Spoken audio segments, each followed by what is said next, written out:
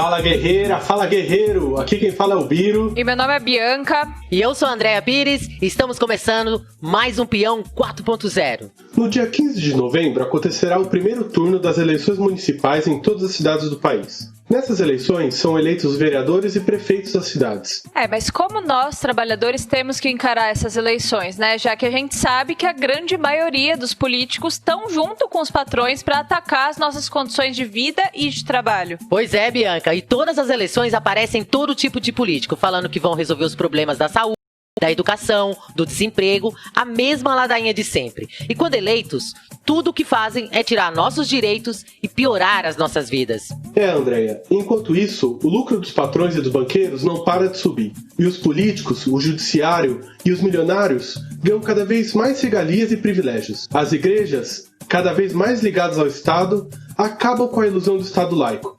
E o regime político se torna ainda mais autoritário, repressor e genocida contra a nossa classe, os negros, as mulheres, a juventude e os LGBTs. Pois é, essa será a primeira eleição no governo Bolsonaro, né, em meio a uma crise econômica histórica que a gente está vivendo, que é agravada pela pandemia do coronavírus. E todos esses atores do regime, judiciário, os militares, deputados e senadores estão de mãos dadas para despejar a crise nas nossas costas. Vemos os índices de desemprego batendo recorde atrás de recorde. O trabalho cada vez mais precário, com menos direitos e salários mais baixos. Nem sequer temos mais o direito à aposentadoria. A polícia segue sendo o capataz dos negros na periferia. Os planos de privatização continuam em marcha. Os serviços públicos cada vez com menos recursos e qualidade para a população.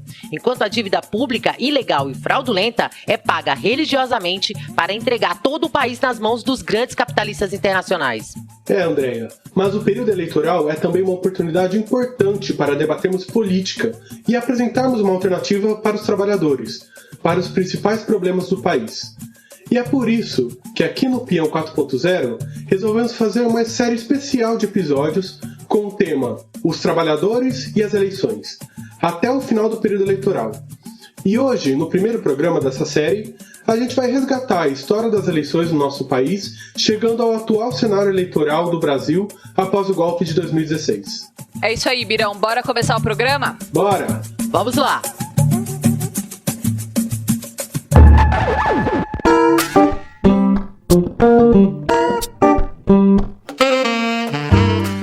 A história das eleições no Brasil mostra o quanto esse processo sempre foi, e hoje ainda mais, né, extremamente antidemocrático, né, onde os trabalhadores não têm vez. O sistema político em que a gente vive, como diria já o Marx, né, não passa de um balcão de negócios da burguesia. Democracia para os ricos, ditadura para os trabalhadores. Por isso a gente chama de democracia burguesa, que nada tem a oferecer para os trabalhadores. A gente vai voltar um pouco no tempo e ver a história do regime político brasileiro. A primeira regulamentação eleitoral brasileira foi ali em 1532, em São Paulo, e já mostra essa submissão da qual estamos falando. Ela foi decidida por Portugal, pela coroa portuguesa, e ela falava que o direito ao voto era restrito aos chamados homens bons, ou seja, homens brancos que possuíam alguma linhagem nobre europeia ou que possuíam algum negócio de importância. Sim, Andréia, e era um processo indireto, em que primeiro os votantes escolhiam os eleitores, e este grupo de eleitores escolhia alguns nomes que no final do processo eram eleitos por sorteio. Os cargos em disputa eram para juízes, vereadores e procuradores. E por mais absurdo que pareça, até hoje os juízes e procuradores são escolhidos por votos indireto. A diferença é que agora é indicado pelo executivo. Pois é, né? Um absurdo completo. E assim, já na época da monarquia, né, quando a família real veio para o Brasil, fugida lá de Portugal, os eleitores passaram a ser homens brancos livres e com mais de 25 anos. E ainda tinha uma restrição econômica. Para ter direito ao voto, tinha que ganhar mais de R$100 mil por ano e o voto seguiu sendo indireto.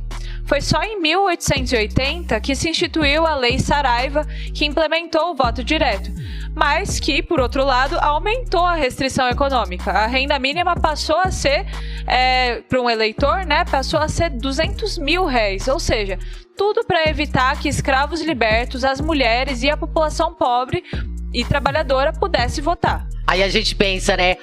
Com a proclamação da República em 1889, isso tudo melhorou. Não, nada disso, porque o voto sequer era secreto. Isso abria margem para todo tipo de manipulação de votos e intimidação de eleitores. O famoso voto de cabresto. Dessa forma, as eleições eram decididas pelos grandes coronéis de São Paulo e Minas Gerais. O voto secreto e o voto feminino só foram instituídos com muita luta em 1932, quando foi criado também a Justiça Eleitoral, na era Vargas. Mas o mais bizarro é que o Vargas deu um golpe. Ou seja, a tal Justiça Eleitoral nasceu e já morreu, porque não tiveram eleições em 1945. É ridículo, né? E aí teve um período breve, né, de eleições diretas, que foi de 1945 até o golpe de 64, que foi um período, inclusive, marcado por muita luta dos trabalhadores e camponeses, né? Isso já deixava claro que as eleições diretas, nem de longe, eram o suficiente para trazer solução para as questões mais importantes, né, para os trabalhadores e para o povo pobre. A questão agrária, por exemplo, nenhuma alternativa eleitoral podia fazer uma reforma agrária radical, porque para isso era necessário atacar a propriedade privada dos grandes barões, e isso era impossível sem expulsar a burguesia do poder. A burguesia brasileira e seus políticos eram justamente os filhos e netos desses barões, eram os grandes latifundiários. Para fazer a reforma agrária, era preciso organizar uma revolução em que os trabalhadores tomassem o poder. E nem mesmo o Partido Comunista Brasileiro, que era enorme na época e era conhecido como Partidão, estava defendendo isso. Pelo contrário, a orientação do Stalin para os partidos comunistas do mundo todo era de se aliarem à burguesia nacional e não fazer revolução. Canalizar tudo para uma saída eleitoral que já se mostrava totalmente impotente. E só a oposição de esquerda, com o Leon Trotsky à frente, naquela época já lutava contra isso e dizia: renunciar à revolução e se aliar à burguesia nacional levaria ao fortalecimento da direita, levaria a uma contra-revolução. E foi dito e feito. Em 64 veio o golpe militar. Outro fato absurdo que mostra o quão antidemocrático é o regime eleitoral brasileiro é que o Código Eleitoral, que é vigente até hoje no Brasil, foi criado em 1965, ou seja, em meio à ditadura militar. A ditadura militar irá proclamar o AI-5, Ato Institucional número 5, acabando com todos os direitos políticos democráticos. Todos. A oposição e aqueles que lutaram contra a ditadura eram torturados e perseguidos. No final dos anos 70, os trabalhadores irão se rebelar contra a ditadura e o arroxo salarial na maior greve geral da história, criando uma oportunidade única para derrubar a ditadura e levar os trabalhadores ao poder. Mas nesse momento, Lula já era uma figura pública dos sindicatos, e ele acaba com a greve. E o PT, que surge como um partido operário de massas, ao invés de apresentar uma alternativa contra o capitalismo e as elites que dirigem o país, na verdade participou do Pacto de Reabertura Democrática do regime, que perdoou todos os torturadores e manteve intactos a justiça, o exército e a polícia da ditadura, formando a famosa Constituição de 88, que segue até nos dias de hoje, ou seja, uma Constituição que foi tutelada pelos militares. Pois é, e assim o PT se tornou um enorme empecilho para os trabalhadores, sempre costurando acordos de conciliação com os patrões para proteger seus lucros, usando um discurso de governar para todos, né, entre muitas aspas. Não à toa o Lula se orgulha tanto de que em seu governo nunca os banqueiros lucraram tanto, né? Em 2016, Dilma Rousseff, atual presidente do Brasil na época, não conseguiu atacar os trabalhadores na velocidade que o mercado mundial exigia. E foi quando ocorreu o golpe orquestrado pela Lava Jato, colocando Temer no poder e abrindo espaço para a extrema-direita de Bolsonaro, que nos levou ao terrível cenário que estamos hoje.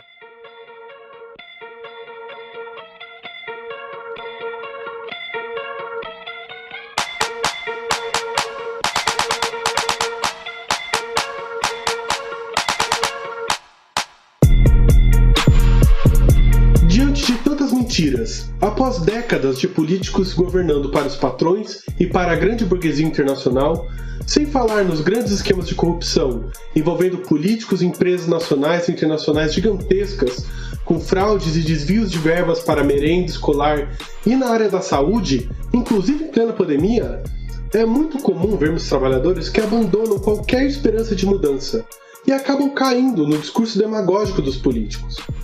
Vamos ouvir o áudio de um trabalhador que nos falou um pouco sobre como ele vê esse momento. Então fica muito difícil para as candidaturas revolucionárias, que é financiado pelos próprios trabalhadores, furar esse filtro financeiro. Porque os candidatos das grandes empresas, das grandes instituições que visam só aumentar seus lucros, eles compram os votos diretamente dos trabalhadores, comprando seus votos com pintura de casas, com ditaduras, com promessas de cesta básica para a população, com projetos paliativos filantrópicos.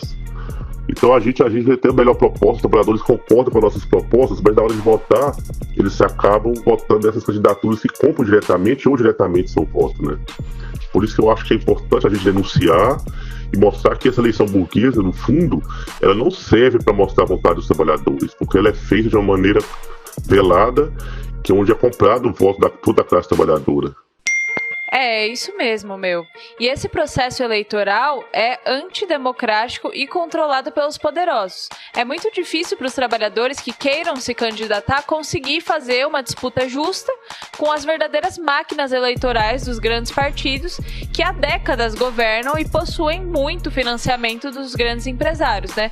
Isso fica claro nas propagandas eleitorais, onde o tempo para a apresentação das ideias é maior para os grandes partidos, com enormes fundos eleitorais, e para outros nem sequer é garantido esse direito, né?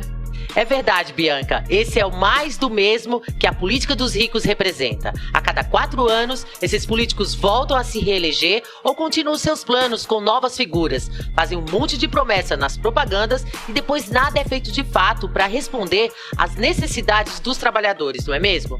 É por isso que muita gente olha para essa situação e chega ao pensamento de que não se deve dar nenhuma atenção a esse processo, né? Que o processo eleitoral e nem aos governos, né? Porque pensam que a política é essa coisa bizarra e que não interessa aos trabalhadores. Não é verdade. Pior que é isso mesmo, Andréia. Inclusive é muito comum esse discurso da boca dos candidatos e políticos da direita e da extrema-direita, que são responsáveis pelo que tem de mais podre na política. Tentam enganar os trabalhadores para, na verdade, separar nossa vida cotidiana do que eles fazem, gerando apenas despolitização para que possam fazer tudo o que querem sem resistência da população. E esses políticos sempre contribuíram para o regime político ficar ainda mais antidemocrático. Em 2016, o golpe institucional foi articulado pela maioria dos partidos que compõem o Congresso Nacional e as câmaras dos vereadores, como o PSDB, o DEM, o MDB, o Novo, o Solidariedade, Rede, PDT, PSB e muitos outros, mentindo sobre o combate à corrupção. Sim, e depois disso veio uma série de medidas autoritárias, com o judiciário que nunca foi eleito pela população agindo como um juiz que rouba para o time dele. Foi aí que manipularam as eleições de 2018, prendendo Lula, tirando o direito de voto da população, garantindo a chegada do Bolsonaro ao poder, gerando esse novo regime político golpista que é contra os trabalhadores. Pois é, nossos direitos foram arrancados com a reforma trabalhista, lei da terceirização irrestrita, reforma de previdência e agora querem impor a reforma administrativa para atacar os servidores públicos e privatizar as maiores empresas estatais. Falam que servidores públicos são privilegiados, mas os verdadeiros privilegiados são os próprios juízes, o Bolsonaro e todos esses políticos golpistas. Andréia, mas a gente tem que ver que foi o próprio PT que abriu espaço para esses golpistas, né, nos seus governos, entregando direitos fundamentais das mulheres e da população do campo, por exemplo, fazendo acordos para governar com todos esses que depois apoiaram o impeachment da Dilma. Sim, Bianca, é isso mesmo. E é por isso que o PT quer deixar o golpe institucional no passado e fingir que nada aconteceu, assim como o PCdoB. Eles estão, nessas eleições, mais uma vez, se aliando com todos os partidos golpistas e até mesmo partidos bolsonaristas, como é o PSL, o Republicanos, o Patriota e o PRTB. Para terem uma noção, o PT está coligado com o PSL, um partido que elegeu Bolsonaro, em mais de 140 cidades. Assim, o argumento de que é preciso uma unidade ampla para enfrentar o Bolsonaro cai por terra. A verdade é que o PT está querendo voltar a governar nesse regime golpista. Para enfrentar a extrema-direita é realmente preciso uma ampla unidade, mas da nossa classe, das trabalhadoras, dos trabalhadores, das mulheres, negros, LGBTs e jovens. Mas que seja independente desses partidos e políticos que atacam nossos direitos e só querem aumentar a exploração e a opressão contra nós. Essa deve ser a postura de qualquer político que queira defender os trabalhadores nessas eleições ou em qualquer outra. Exatamente, Andréia. E é um absurdo essa postura do PT e do PCdoB. Mas o mais lamentável é que até mesmo o PSOL está seguindo os mesmos passos do PT de se coligar com esses partidos pró-patronal e golpistas em algumas cidades. O PSOL é um partido que se propõe ser um partido de esquerda, defender os setores oprimidos e ser uma alternativa que supere os erros do PT, mas infelizmente está cometendo o mesmo erro petista de abandonar a independência política dos trabalhadores em nome do vale tudo eleitoral, como se o que importasse é se eleger a qualquer custo, né? Mesmo que para isso você precise fazer acordos com os nossos inimigos. Sim, Bianca, em cidades como Santo André, o PSOL está coligado com a rede golpista, que além de ser conhecida por ter apoiado as reformas e a prisão arbitrária do Lula, também foi parte do governo tucano do prefeito Paulo Serra. E no estado de São Paulo, votou com Dória a reforma da Previdência, enquanto no mesmo dia, do lado de fora da Assembleia Legislativa de São Paulo, milhares de professores e servidores paulistas apanhavam e tomavam bomba de gás lacrimogêneo da polícia. A professora Maíra Machado, do Movimento Revolucionário de Trabalhadores, foi a candidata mais votada por filiação democrática no PSOL em Santo André nas últimas eleições municipais. Ela teve de anunciar a retirada da sua candidatura deste ano por conta dessa decisão do PSOL de se unir à rede. A Maíra disse que não aceita esse vale-tudo eleitoral. Está muito certa ela. E falando em polícia, né, o nosso país é um dos que tem a polícia mais assassina e racista do mundo, né? Mesmo em meio à pandemia, não pararam de assassinar negros, inclusive crianças, dentro das suas casas, como fizeram com João Pedro, no Rio de Janeiro. E o PSOL erra também em colocar no Rio de Janeiro um general da polícia como vice para prefeito. Afinal, qual que é o recado que isso deixa para centenas de mães, como a do João Pedro, da menina Ágata, do Marcos Vinícius e muitas outras que tiveram seus filhos assassinados pela polícia? Pois é, Bianca. E a Carolina Cacau, também do Movimento Revolucionário de Trabalhadores, que era também candidata a vereadora por filiação democrática no PSOL, corretamente abriu mão da sua candidatura por conta dessa postura lastimável do PSOL. Pois ela, enquanto mulher negra e professora da rede pública, não poderia se manter numa chapa que tem um comandante da polícia. Sim, Biro, é um erro essas alianças com esses partidos burgueses e com a polícia, que são os verdadeiros cães de guarda dos patrões. É por isso que é preciso uma alternativa que seja independente, construída pelos próprios trabalhadores e para os trabalhadores, que busque superar esse jogo da política dominante.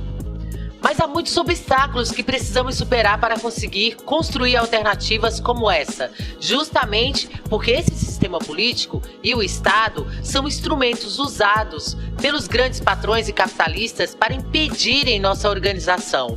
Ouça esse outro áudio que o ouvinte Júlio nos mandou. E nesse momento de eleições, diversos trabalhadores não acredito que mais possa mudar mesmo. Então está acontecendo também uma descrença muito grande em trabalhadores. Mas diversos outros trabalhadores também acredito que pode mudar através do voto, através de um debate que vem de 4 em 4 anos, que é o que a gente sabe que não é o suficiente e não é o correto dos trabalhadores, que os trabalhadores têm que ser sujeitos da política, sujeitos às mudanças do país e lutar por melhores condições de vida. E para superar esse sistema falido, os trabalhadores têm que lutar todo dia a dia, não só em períodos eleitorais, porque essa eleição burguesa é exatamente isso, passar para o trabalhador que ele que faz parte da mudança do país através do voto. Mas a gente sabe que esses votos estão todos perpetuados, todos amarrados, para continuar com os interesses dos grandes poderosos do país, que é permanecer a terceirização, aumentar o número de mulheres exploradas, aumentar a terceirização, aumentar a precarização no trabalho e arruinar com a vida dos trabalhadores cada vez mais em nome dos lucros dos grandes empresários.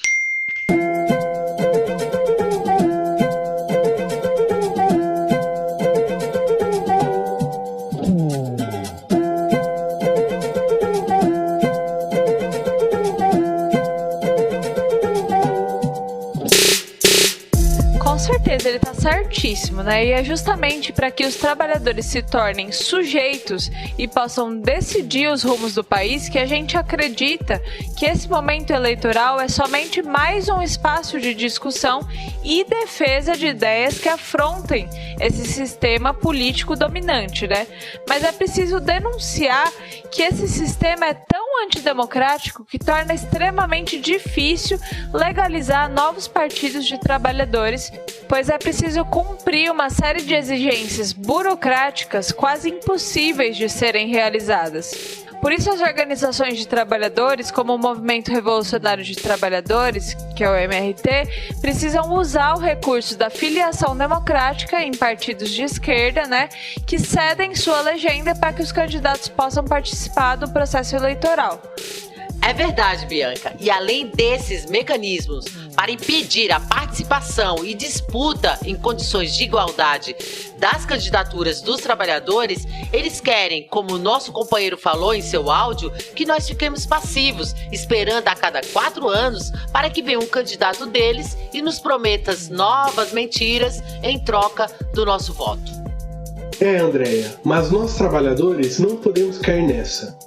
Temos que nos organizar para disputar nossas ideias e nosso programa nas eleições, para poder fortalecer nossa oposição contra o regime de extrema-direita do Bolsonaro, reverter todos os ataques à nossa classe, como a reforma trabalhista e a da Previdência, acabar com a precarização do trabalho e lutar por uma Assembleia Constituinte livre e soberana, que possa inclusive acabar com o sistema político antidemocrático que impede a nossa organização política.